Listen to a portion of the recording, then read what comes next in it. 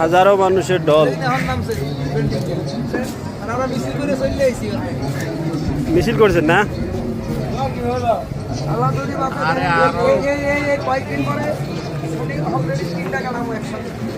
এটা আমাদের সাগরপাড়া এলাকা সবাই জয় উল্লাসের একটা মিছিল নিয়ে আসছে।